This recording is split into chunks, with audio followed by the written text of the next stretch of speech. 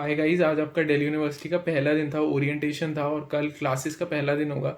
So guys, आज हम इस वीडियो में यही बात करेंगे कि कौन से सब्जेक्ट्स आपको पढ़ने पड़ेंगे।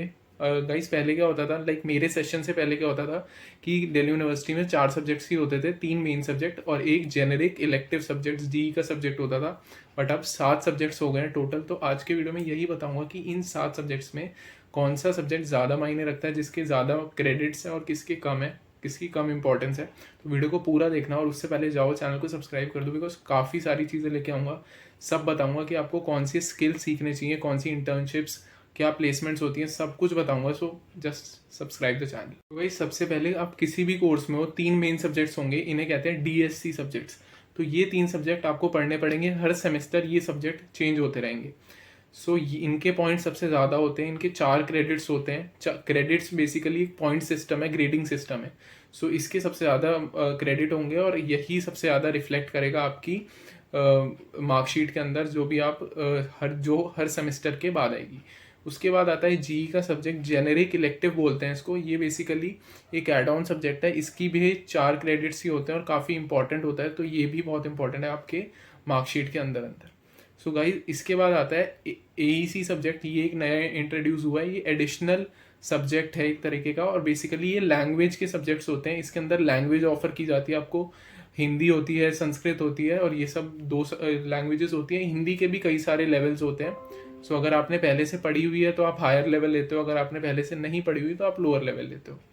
सो उसके बाद आता है SEC सब्जेक्ट। SEC बेसिकली और क्या होता है, स्किल एनहेंसमेंट कोर्स। इसमें क्या होता है, स्किल बेस्ड सब्जेक्ट्स होते हैं, जैसे कि डिजिटल मार्केटिंग हो गया, जैसे एडवांस्ड एक्सेल हो गया। तो आप ये सारे ऑप्ट करते हो। इसका कोई थ्योरी एग्जाम नहीं होता, बट इसका एक प्रैक्टिकल एग्जाम होता है जो आपके कॉलेज में ही कंडक्ट कराया जाता है। तो आप ज़रूर ऐसा कोई लेना जो आपको हेल्प आउट करे, जैसे एक्सेल हो गया, डिजिटल मार्केटिंग हो गया।